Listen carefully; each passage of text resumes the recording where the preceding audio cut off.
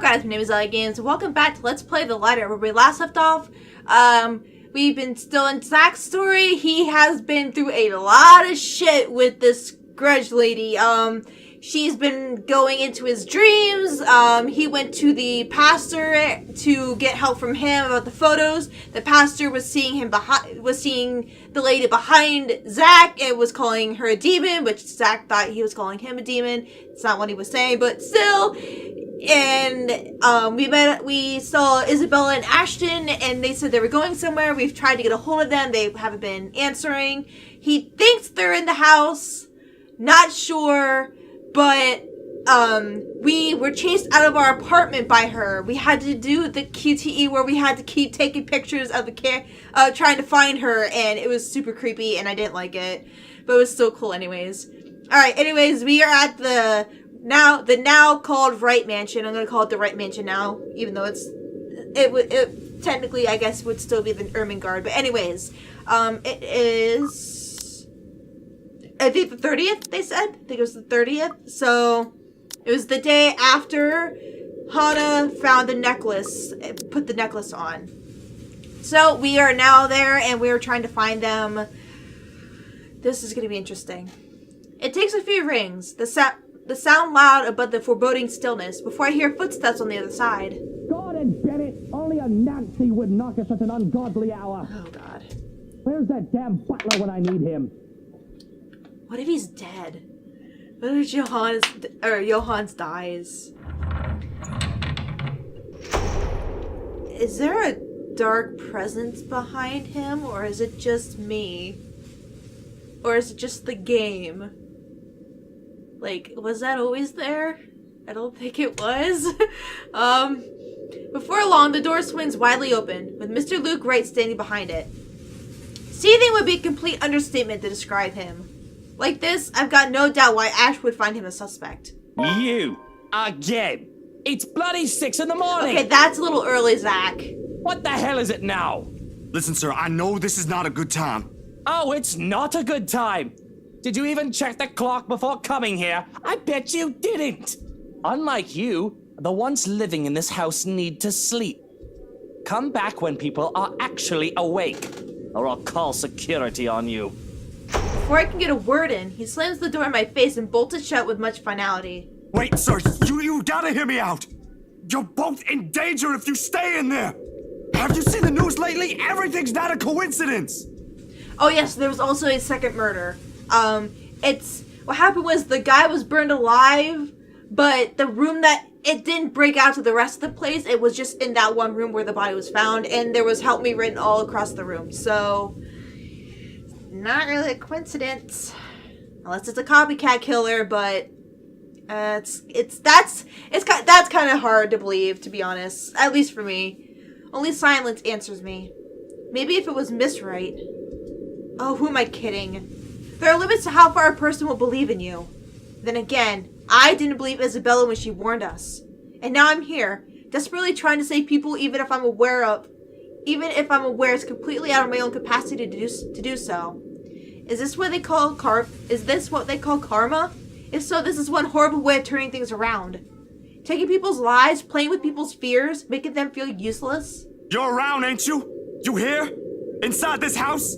I felt some really weird, rumbling, okay. Listening, watching, or whatever it is that you spirits do? What do you want? You're already dead! Leave us! Alright, I'm gonna see where we're at. Oh. Because if we can go to to one of these and still get up, but I have a feeling we're gonna get this. We're gonna get that one, and I bet this is where we really need to go to. Nothing. I don't even know who I'm talking to, or if the same person is supposed to be doing that. The only thing I got after is a feeling of foolishness washing over me. Or perhaps this is just me losing my mind. Out of other option or any other ideas, I let my hand slide off the door's surface and fall listlessly to my sides. I can go back to Luxborn, try to find the others, try to get out of this mess with them, or let them know how much in deep shit we all are. Both sound good. Either way, my loitering here ain't helping at all. Let the quietness call me for a few more minutes before standing up and heading out to fetch my bike. It's quite a distance to Luxburn, but if I hurry, I'll reach it in maybe... The rustling stops as soon as I turn around and strain my ears for any other movement around me. Yo, Ash, you there? No answer. If he is here, and I've just missed him earlier. Already, my feet is moving in search of him for the second time. It won't hurt to double check. Triple check even. With how big the property is, he could be anywhere. If things ain't so urgent, if they ain't so dire that lives are at stake, I probably just have waited for him to show up again. But damn it! He needs to realize what exactly it is he's dealing with. That is not just a petty criminal he could simply throw in jail. That is something beyond the authority his police bag could ever give him. The guy needs to stop playing with the big damn hero. Sit down and chill. My breathing comes in short, shallow gasps by the time I make it back to where I started. Still no sign of him, and I'm beginning to think I'm just wasting my time here. But that is when I hear it.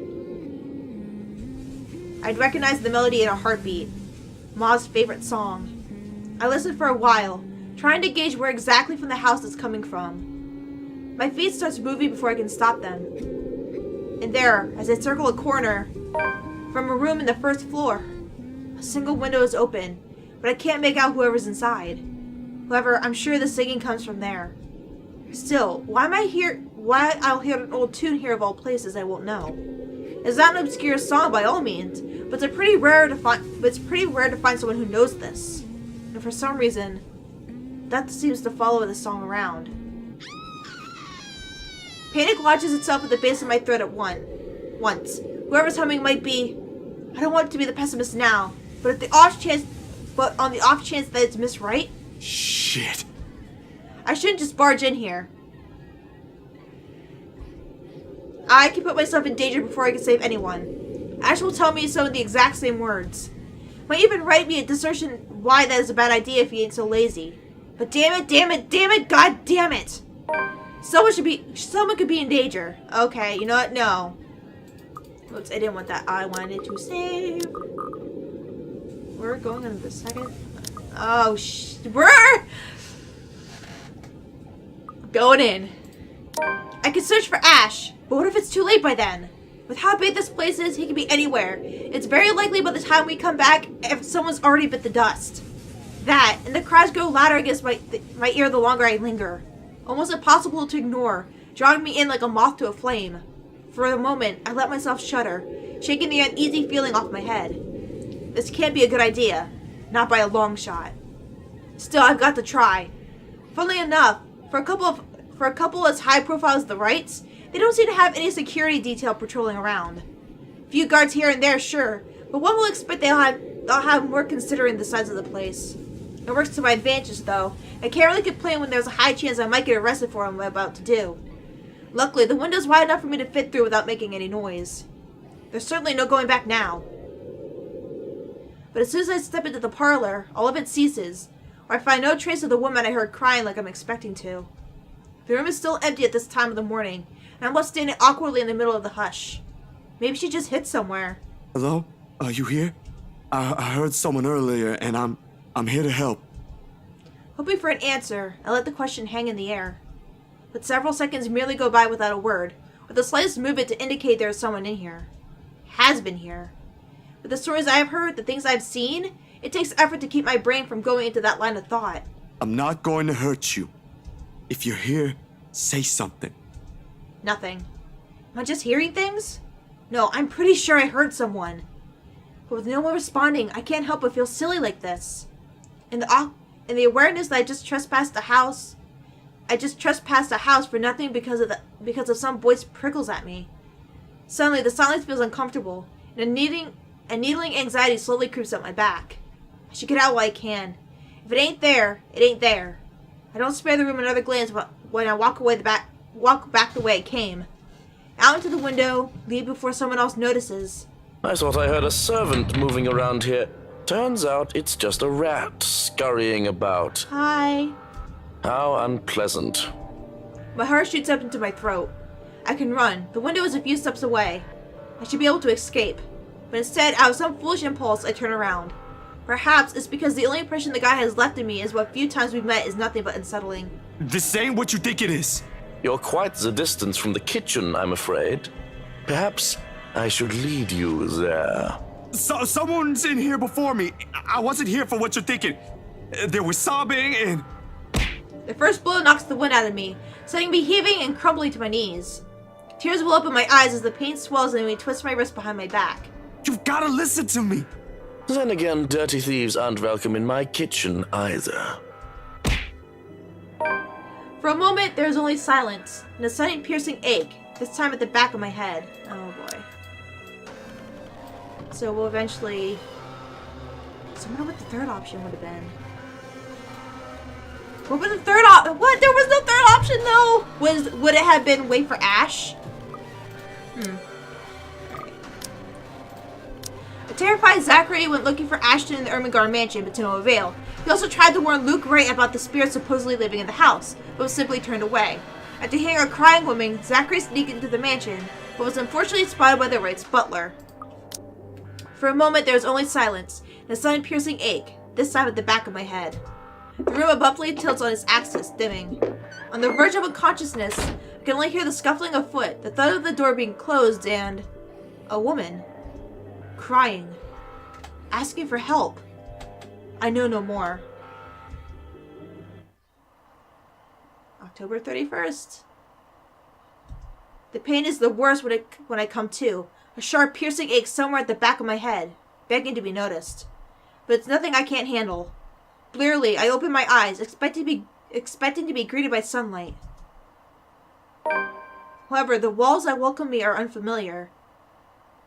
Where are we at? Oh, we in jail. When everything comes into focus, I recognize the place for what it is. A cell. Dark, cramped, the only light coming from the moon outside, streaming through the sole window barred by thick metal bars.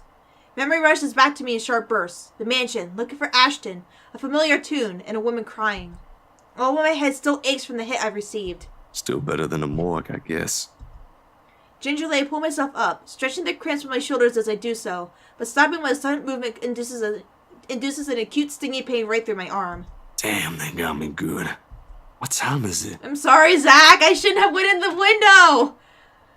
As expected, they've taken everything I have on my person. Wallet, cell phone, my keys, meds, even a small pack of gum. Protocol is protocol. In the first place, ending back in another cell ain't in my agenda. The first time was not a pleasant experience, and this certainly won't be either. Considering what has likely put me in here, it could be much worse. The bars are cold to my touch when I approach it, looking for the person on duty. They usually allow us to contact someone, and Ashton at least has to know I'm here.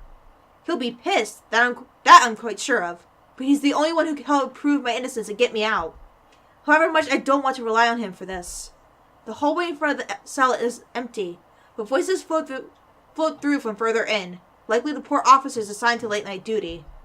Judging from the snippets of conversation I catch, today's topic over a snack is that moron who thought it was wise to cross the rights. They use other names too, most of which I'll like to have words with them about in the future. But really, I'm in no position right now. Excuse me. Anyone? Silence. Excuse me. I need to make a... Blood freezes in my veins and my grip on the bar tightens. I don't dare turn. Okay, you know what? Let me see something. If we're close... Okay, actually, you know what? We'll see what happens. Because this seems... Whatever. If we'll go with wait for Ashton and see what happens after that. Because this might be short. Because more than the haunting melody, I'm afraid of what I'll see. Of who sings Ma's lovely lullaby. A death song. That's what it is now. But I guess that is what it's always been. If this is the end's calling, I prefer that it is not her vicious smile that I see last. Oh, Zach, sweetie. Don't you love this song? My head's... You look different, Hana! My head... Yeah, you're nervous and you're pale and I don't like it. My head snaps up in surprise and I swivel to see Miss Wright. Miss Wright, of all people, sitting on the cot.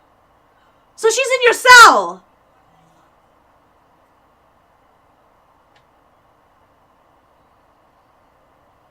Bitch is possessed. Her smile as easy and sweet as ever. Miss Wright, what are you... how did you... I jostled the cell door to check. A prison break is the last thing on my mind, of course, but her presence here begs for a lot of puzzling questions to be answered. Locked tight. Was I just too groggy earlier that I didn't notice her? Don't be surprised, darling. Money and power can get you anything. She has a point. And of all people, she knows more than anyone how to play that game in the world. Yet to hear it straight out of her, it's like talking to a different person. I don't bring this up, however. Perhaps she's just having a bad day or a tiff with her husband. After the incident the other day at their party, well, I don't like to gossip, but it won't be surprising. Anyone can say the strangest things when in a bad mood. Still and all. You ain't supposed to be here, Miss Wright. Why ever not? Isn't it comfortable here? No? Well, it is, kind of. But you're still not supposed to be on this side of the cell. Besides, it's too early. Or too late for a visit. This is beyond the scheduled hours. Oh, I'm sure Chief Inspector Lee wouldn't mind a little chat between friends. Besides, his prison officers just snoring in the break room. She brushes off a lock of hair from her shoulders, stands up and meanders around the length of the cell, for whatever space it would allow. As if this is just a simple stroll in the park, making a show checking every scratch the past occupants of the room has left on its walls. Nevertheless, I try to make myself small against the corner. Any closer will be crossing each other's personal spaces. Yeah, no, I don't think she cares. Frankly, that's more than I'm comfortable with. Be that as it may, they have cameras here too. How are you going to explain that when they check? That doesn't matter, dear. Kinda does. It does. Your popularity ain't going to give you any kind of immunity from the law. I appreciate the visit, but I'd rather not see you get into trouble. It makes her stop. But just as I am starting to think that I finally reasoned with her... You don't want to get out of here. Of course I do. But you don't have to do anything. It's my fault. I'll find a way out of this mess. You did bring it to yourself. This really is just a misunderstanding, Hana. I didn't mean to trespass. If you'll just listen to the whole story, you'll know I didn't mean to do it. I'm really disappointed in you. She's scaring me. I look straight at her, at the sudden change of her tone, checking for any signs that I've upset her with what I did. Of course she would be. She has every right to. After all that talk, the little attempts to build a friendship, here I went and broke into another person's house. Her home. On so many levels, beyond any kind of friendship, it's still wrong. Her anger doesn't come as I'm expecting it to. Her anger doesn't come as I'm expecting it to, however. Instead, she smiles.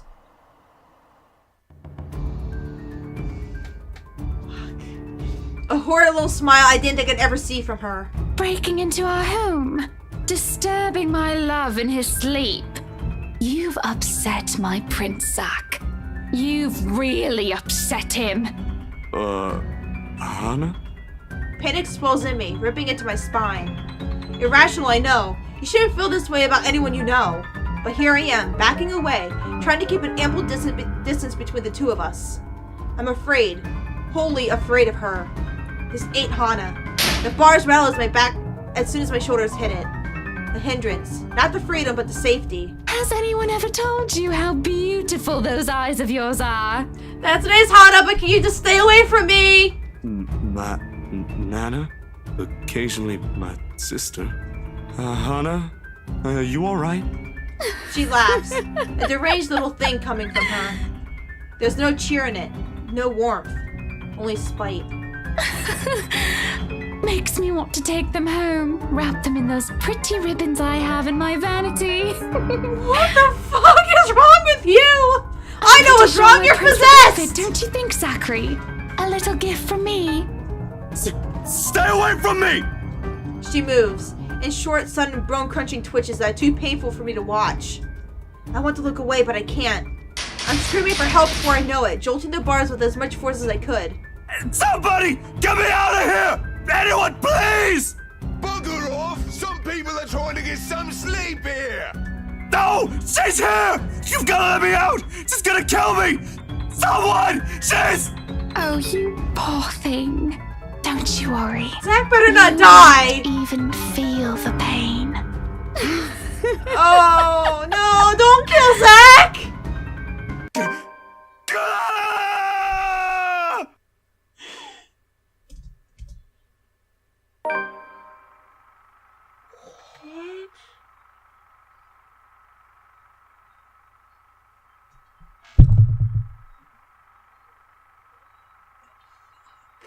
just happened? Okay. I'll look at this in a second. Zachary finally regained consciousness after being knocked out. He found himself locked up in a precinct. Hannah Wright gave him a little visit. We unlocked a memory fragment. Okay, I will have to censor that nipple, but okay. What? No! Excuse me! Excuse me very much!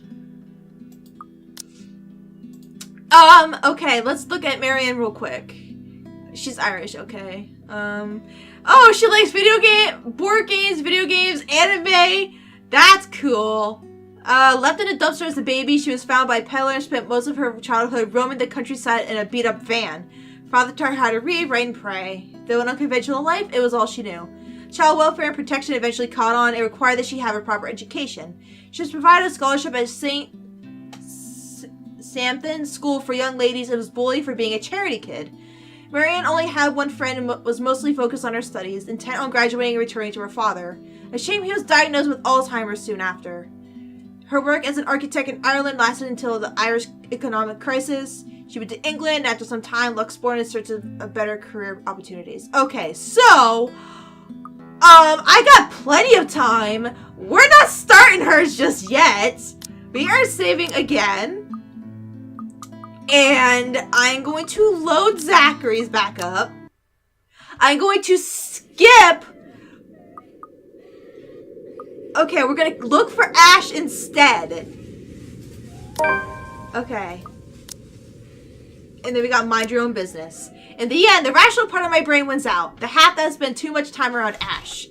It's right, though, the reasonable part. If I do force my way in and find something unpleasant, how am I going to fight back? With my camera? You just swing it around. No matter where you look at it, that's simply asking for a painful death. I have a better chance if I find Ash. What is he snooping about? Perhaps I should try the forest? Make a round farther into the gardens? Not a sound plan, but it's better than nothing. The woman's soft sobs have subsided now by some means. Almost inaudible, to the point where I'm wondering if I truly heard what I heard. I didn't get to dwell much on it though, because right in that moment, my phone rings. The sharp notes piercing through the thick quietude. I clamp a hand over it, pressing the button before the speakers are close to my ear. Are you? I only caught the tail end of the person's greeting on the other side, but I know the voice well enough. What was that, Ash? Could you repeat that? Signal shitty here. I asked, where are you? Hell, Zach, I've been calling your number for a good 20 minutes now. What kind of shithole did you get into? Good morning to you, too. I should be asking you that question. I've been looking all over the mansion for you. I thought you'd be... What mansion? Do I really need to answer that? Why are you even... No, wait. Just get your ass here at Isabella's place, and hurry. I shifted my gaze into the mansion, specifically at the window I heard the cries from. There was nothing of it now, not even echoes. How urgent is this? Pressing enough for you to stop asking questions and get yourself here. Please, Zach. That gives me a pause. It's a rare thing for him to take on that note. I'll be there in a few. An hour or two, tops. Thanks. I'll see you. I rush back to my bank as soon as the call ends. Without another look, I leave the mansion along with its haunting melodies and grim echoes behind. There are more important things than my own curiosity and impulses. Yeah, you're safer going to Ash and Isabella. And there's a giant ass fly. What the fuck? That was a huge fly. What? Bullshit! Temporary Zachary went to... Oh, man! Oh. What?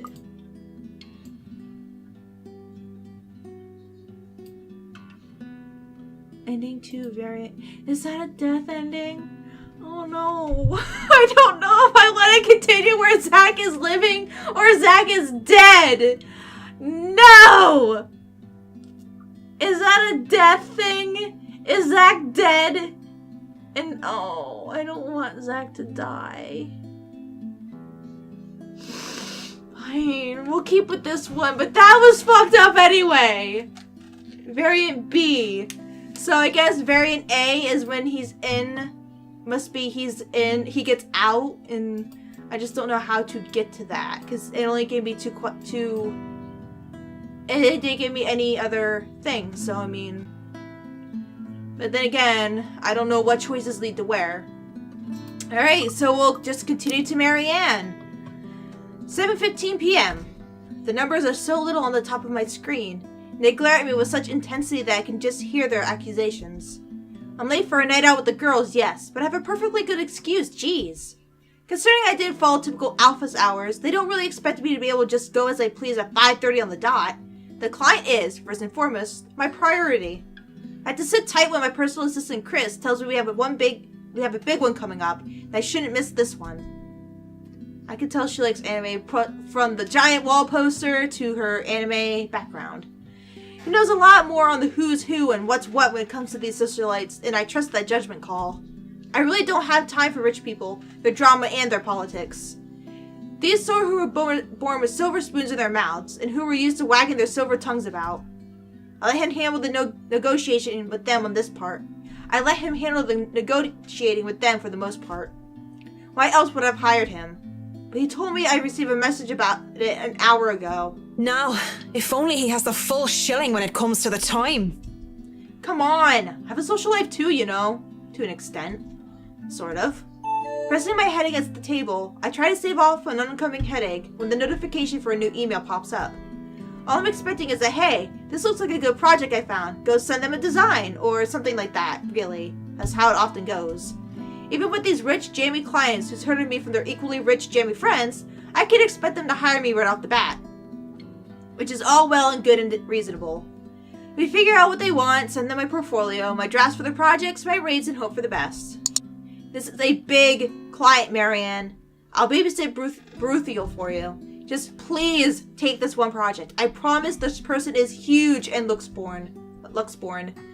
Mr. Parker, this is a formal request to secure the services of Marianne McCullough, hereinafter called the designer, as authorized by Hannah Wright, hereinafter called the client, for interior design work at Ermengarde Mansion, Luxborn, something in the United Kingdom. The client hopes to have the designer there on 21st October, Friday, with the time pending. But as I open the mail and see what I've requested by the client specifically, well, I certainly didn't expect that. It's a pretty straightforward too. Anyone else would probably be excited. They would be working with the Hannah Wright. Excuse me, she's just one of those rich socialites that everybody loves to talk about, no matter how hard I try to tune such nonsense out. It would have been enough for me to reply in an affirmative to Chris and leave, but he has never pleaded for me to take a project before. We've worked with big personalities in the past, celebrities, bankers, and even a few politicians. My PA had been indifferent about those. So the question bounced around my skull before I spy one of the email attachments. A newspaper clipping for the Luxborn Daily Business News section, boasting the headline, Wright Enterprise donates $2.5 million to refuge. It certainly caused quite a stir back then. Apparently they had invited businessmen and socialites everywhere, in the guise of it being some big business announcement. $2.5 million and an expensive looking party to boot. These people sure know how to throw their money around. And the thing is, she knows what it's like to not have money. Not that I should be so callous. They're going to do a lot of good and help a community of people with all these pounds. I, of all people, shouldn't criticize such acts whether they are for show or not. At the very least, I'll know they'll be able to pay my rates. With the headline out of the way, however, I find myself staring at the picture that came along with the clipping. Because, wow. Here I am, expecting a sour old woman in a blazer and skirt. But the woman that was plastered on the front page looked like she belongs on the front page of the entertainment section, or even, if I'm to be crass, as the pinup for a glamour. Okay, I'll be real here, a men's magazine. She sure knows how to rock that dress. Wait, her hair, her eyes, her lips? She can't be her! And at the same time, she is her, only several years older. She looks just like... No, come on, Mac. The world is full of pretty blondes. It's just a coincidence. Oh, Marianne! Was there someone you knew? And, with a shake of my head, I snap out of it and reach out for my phone when it buzzes, nearly falling off my chair in the process. I like seeing this part of her because we don't really get to see that non-professional look of her, and I don't know, the fact that she almost fell out of her chair You know, when she goes to get her phone, or she was resting her head like this against the desk, or just like she called herself Mac. Is it, you know, it's just like, that's so cool. Who else would be on the other line but the very people waiting for me? Oh, piss. I'm so sorry, Cam. I'm on my way. That's what I say. Yet I still don't move from my chair, face flushed and my heart racing. I can only stare until I rule myself to reply that yes, I'm accepting the assignment. And it takes even more time for me to just close the image, shut down the computer, and leave. Even then, it's already burned its image into my head, no matter how much I wish it would just disappear. It makes me eager for the alcohol and the company. It makes me eager for anything that can help me forget. It's a good thing that the nearest pub is a hop, skip, and a jump from here. That, and she likes to party! She apparently likes to party! I could say something about that. It's because she's Irish and she likes to drink, but I'm not going to. Alright. An email from the Wrights came requesting Mary and McCullough's expertise for their home. What seemed like an innocent commission made a different impact on the famous designer after seeing a picture of the Wright missus. The Galway Shawl, as it is called by those who frequented the place, is the only decent Irish pub in this country. Okay, you know what? I'll wait for the end of the episode. You can pretty much tell that someone is new if they call it by its official name, the Crawl Bar. My home away from home ever since I moved to Luxbourne. Well, that is when I'm not cooped up in my own condo and working away. There's good alcohol, good company, and, thank God in St. Cecilia, good music. Crowd favorites like the Bothy Noise, the High Westland Men, and Second Fusion Orchestra are often played. Not to mention the singing.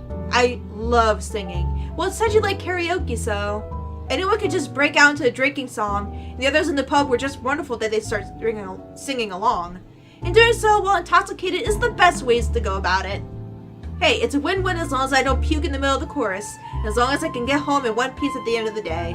I love that she looks so professional when you see her, and then she's just like the fact that she is fucking drunk at a pub and likes to sing karaoke. It's like, that is so, it's just like, I'm glad we get to actually, you know, see this.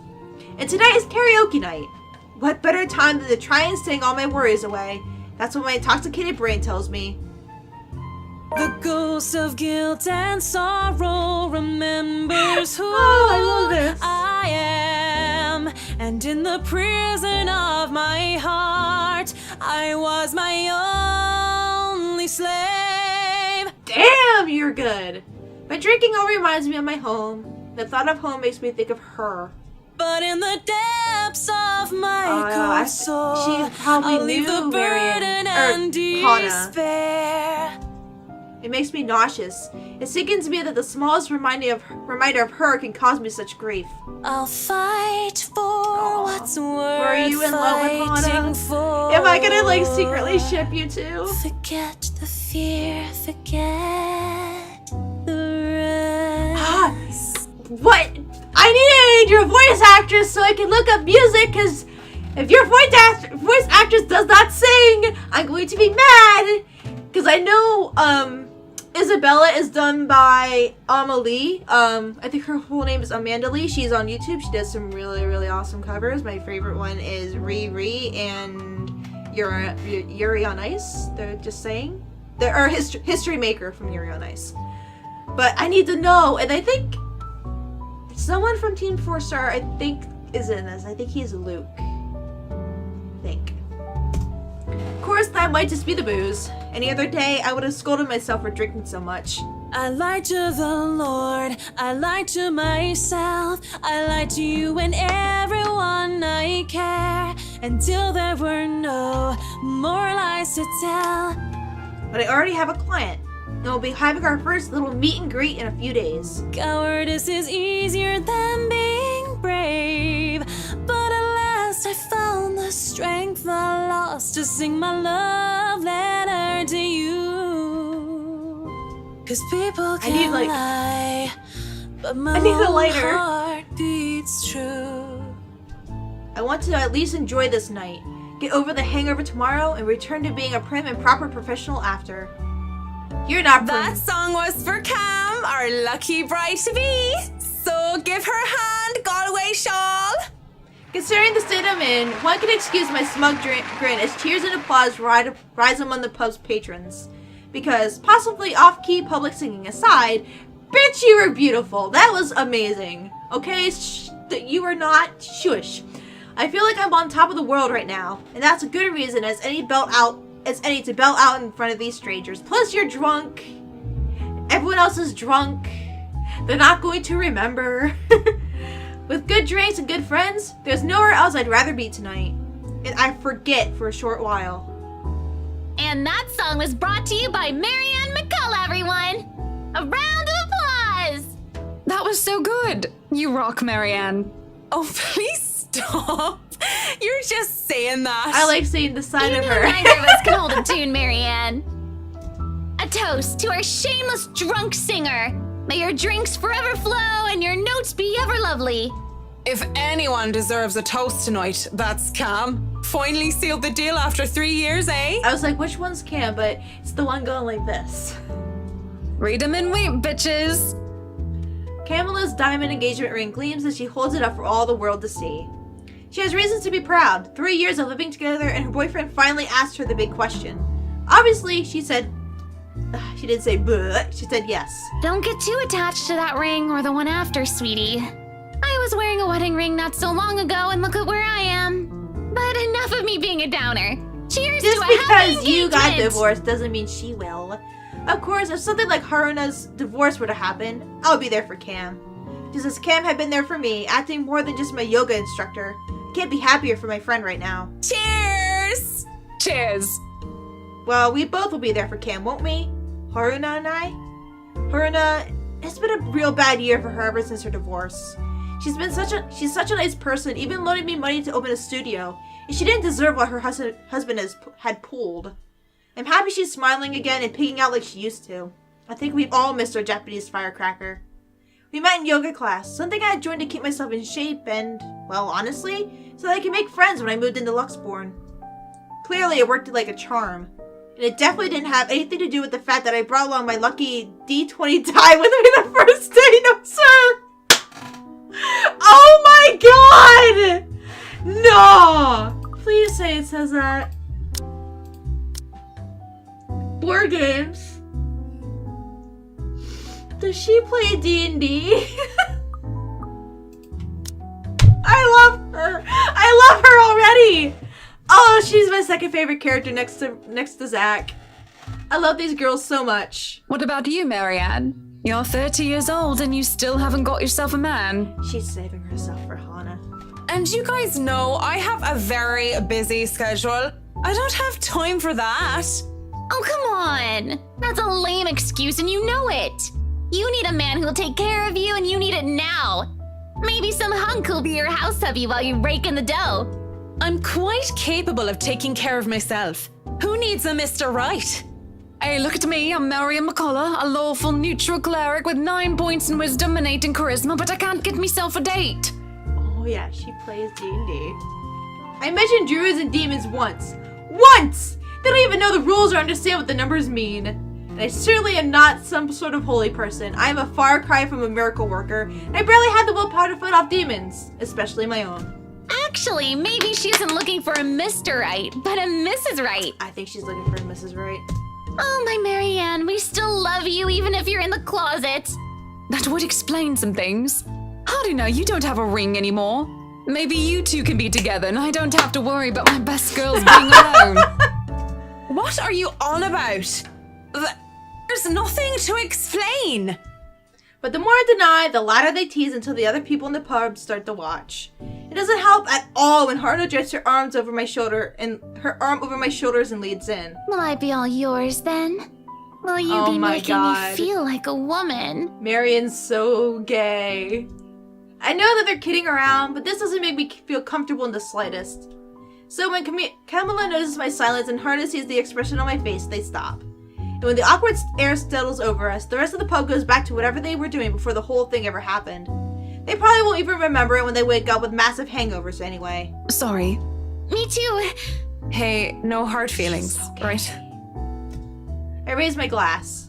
They smile. We drink. There's no need to say more. We're all definitely far too drunk tonight. Eventually, the fun times end. It's a weekday after all. With Haruna being a nurse, she still has to get ready for her next shift. What? Kim also has a loving fiance waiting for her at home, and really didn't have to make a fuss about having left some buns in the oven when she took off early. Really, I understand. I was the one who insisted, who was determined to get pissed drunk anyway. Moving to the bar, I sit. Alone at last. Alone with a stranger. Luke! I haven't seen him here before. Obviously not a regular. He hasn't said a word and just sits there, savoring his drink. And killing his liver! With his whiskey served neat in one hand and lighter in the other, it doesn't seem like he's noticed me yet. And maybe I should go before he does look my way. Because he was pretty and he was blonde. Those two things plus alcohol never did me any good. A thought too late. Judging by the way his flushed face and the dazed look in his eyes, he's as pissed drunk as I am. But whereas I feel like killing over, he looks like he's ready to take the catwalk by storm. Really, he just has the air of one of those men who think they own the world.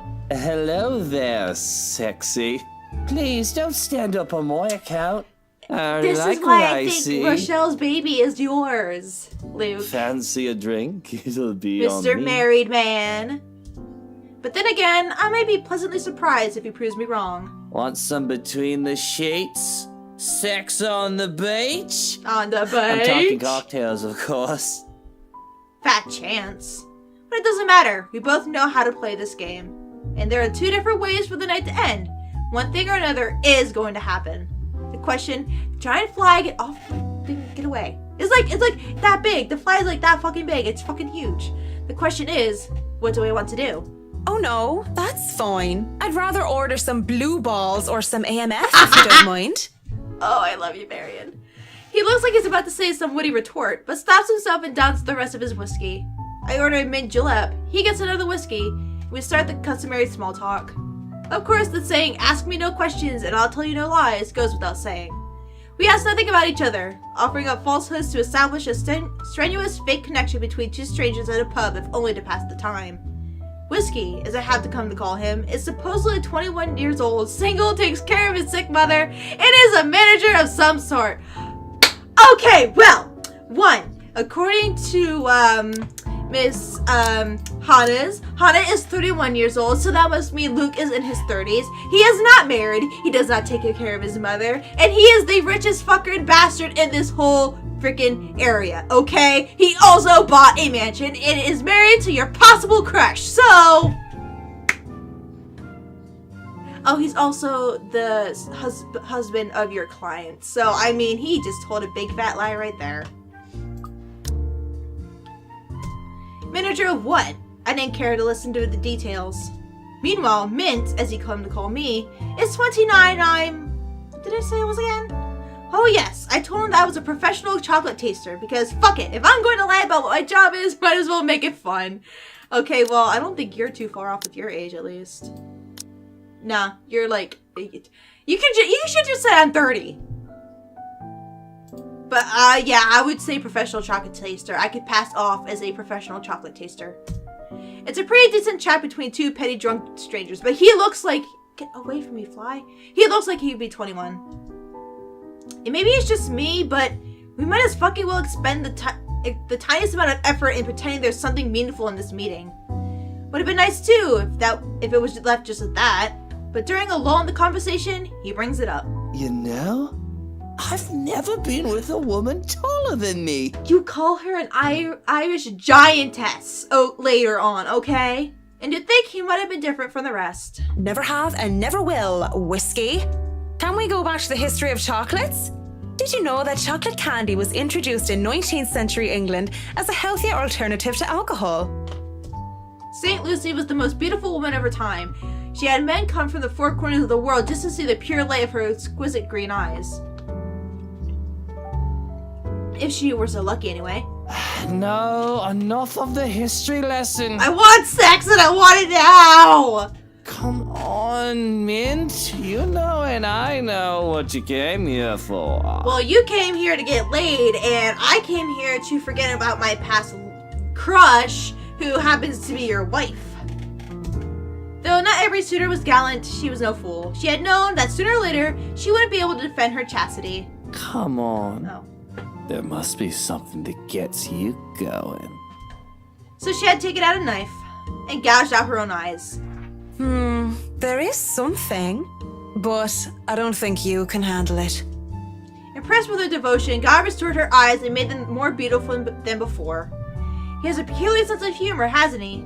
Because not only men suitors kept going after Lucy, and she kept her eyes in a chalice to scare them away. Oh, I'm pretty sure I can handle whatever it is. What was it about eyes and somebody we know just got his eyes taken out?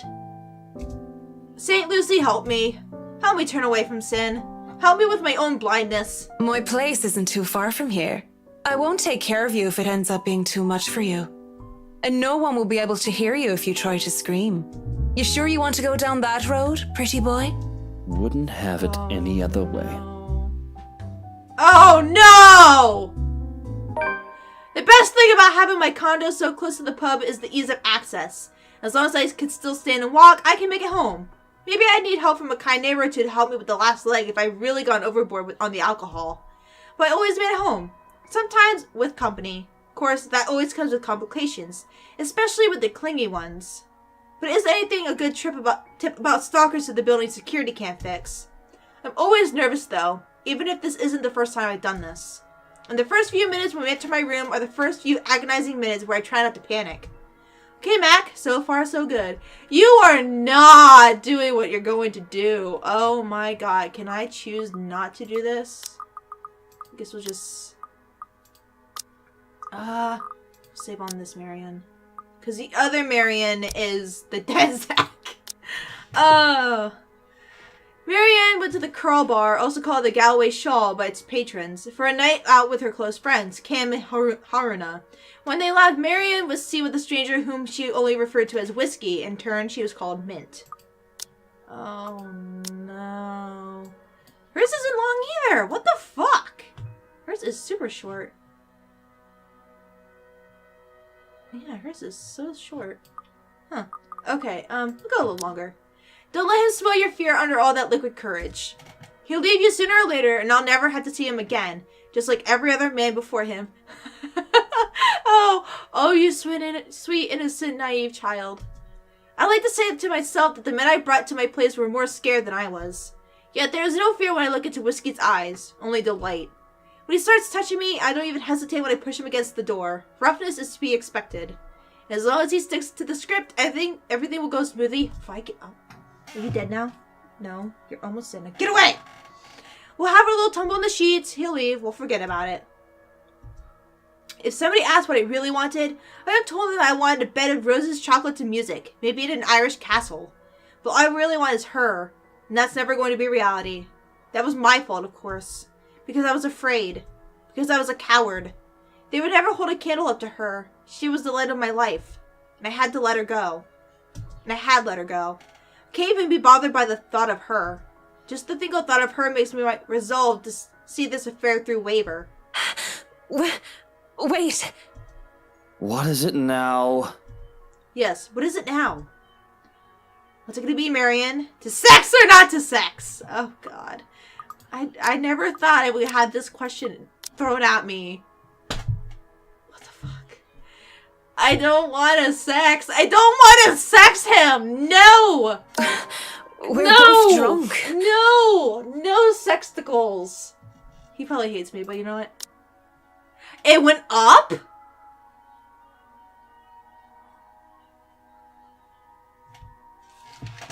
What? Okay. And? We can't properly think? This is wrong. Don't you think it's a bit fucked up that we're about to have sex and we're just calling each other by the drinks that we had? How messed up are we? Very. Doll, shut up with the ethics and morality talk. It is seriously putting me out of the mood. Good. If you want to leave now, Whiskey, I understand. I mean, with how smashed you are, it'd probably be best for you to sleep the night unless you want to be mugged. But I won't stop you. And this isn't going to happen. Bloody hell. Cock blocked. Ha ha ha! Get the fuck out, Luke. Of course he's annoyed at me for putting off our night of sexual congress. But no means no. There. No means no, ladies and gentlemen. And beyond spewing a few profanities under his breath, he surprisingly simmers down soon enough. I was worried for a moment that he might try to force something. Instead, he makes a show of fixing his suit and smoothing down his hair, before making himself comfortable on the nearest seat he could find. What are you doing then? You have a guest in your home. Put the damn kettle on. I was gonna go to sleep, I mean... Dandelion tea if you have it. But I suppose all you have are those shitty tea bags from the store. If it isn't for the absurdity of this turn of events, I would have flipped him off for thinking I have no taste. But in the end, I just laugh. All I got are cans of Korean ginseng and lemon balm, though. No dandelion. Without a second thought, I do wet the tea. That's 3 minutes to get the kettle to a boil. 3 minutes where we say nothing to each other. I mean, what do you even say to the guy I was going to sleep with until I changed my mind? I doubt he's in the mood to talk about the influence of Troy's on Mallory. It's still unusual by the time we're both seated on my bed, with mugs of tea in hand. Just so you know, whatever is going on right now is a lot stranger and fucked up than the one night stand. We are two messed up individuals by your logic. Everything is messed up, if you ask me. War, terrorism, famine, poverty, loved ones and loved lost. He's still, drunk, so I mean... This whole world is a cesspool. It's a cesspool! Oh, I love it. The dead air is telling when it fills the room once more. One would think that this is the perfect time to burst, to spill out whatever issues that made us the fucked up person that we are today. And it is. But I guess some part of me would rather not put the weight of my problems on somebody else's shoulder. It wouldn't be fair to leave that to a person, when I don't even know if we'll ever see each other again. Sooner rather than later, we both pass out on my bed. Mom was left forgotten on the floor. I don't want to cuddle up to that. Yeah, good. I was like, I don't want to cuddle up to next to that guy. When I wake, whiskey is already gone. Thanks for the tea, Marion. A bottle of painkillers and a note on the table are the only evidence that I wasn't alone last night. I don't even question where these are from, or just how he knew my real name. I'm just grateful for something to help with the hangover. Might as well. I have a job to do. Oh no. This is gonna be so fucking awkward. Oh god. Okay. Let's do it.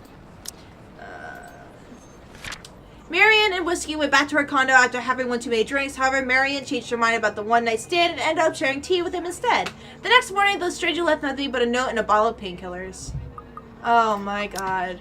I love it. It's like, sex or not to sex? That is the question. Oh god. Okay, this is just so much fun. It's great. I can't wait to see just their initial, because when we started it, they already knew. I think they already knew of each other, and this already happened. So I want to see like their very first. We meet right the first time after the one night stand. I want to see that so bad. It's gonna be so fucking awkward. We find out what, because I think because she goes, it can't be her, or she looks like her. So I'm wondering if Marion and Hana went to the same school, like the same, because they went to an all-girls school, I think is what they said, right? An all-girls school? Let me check real quick. Yeah, for young ladies. Okay, yeah. Let me see right here real quick. Doesn't really say. But anyways, but that'd be cool if that's her and she's gay. She is, or at least she's bisexual. She has to at least be bisexual because she's sleeping with men. But anyways, yeah, I think she had a thing for Hana, and like she said, she was scared, and and that was the only person she really, really loved, and it's kind of sad that she never did anything about it, but I don't know. Maybe things will come to, maybe we can hook Marion and Hana up instead. I was gonna try and hook Zach and Isabella up, but I don't know. I kind of want to, I really wish I would have continued. Oops, not that. I really wish I would have continued back from when I killed him. Because I think he's dead. I think he's dead in this storyline. But it said we uncovered a memory fragment, something like that. But anyways, thank you guys so much for watching. I was going to say this. I was about to say in the middle thing. But I think what I'm going to do, maybe like I did with, the Notary games with 999, the first game. I think because there's because there's so many like paths to do and there's so many things I missed. I'm wondering if I should go and do like live streams and just live stream the rest of it. And like I'm sure by the time I finish it, maybe someone will have like, okay, this is how you get everything. This is how you get every ending and how you get every choice. There's every choice and so on and so forth. So I'm wondering if you guys want me to either maybe just live stream this, because I don't know if there's a true ending to this game. I don't know if it all comes down to one ending or what it does. But anyways, thank you guys so much for watching. Leave a like if you liked it, leave a comment if you liked it, and I'll see you guys in the next episode. Bye! Suffocating. Filling my nose with the foul, sickening smells, I shift my gaze downwards. It slowly comes into view. Mouth stretched in a hideous smile and eyes brimming with nothing but madness. Oh gosh, she's in my bed! She's in my bed! Ah no! Get out of my bed, you creep!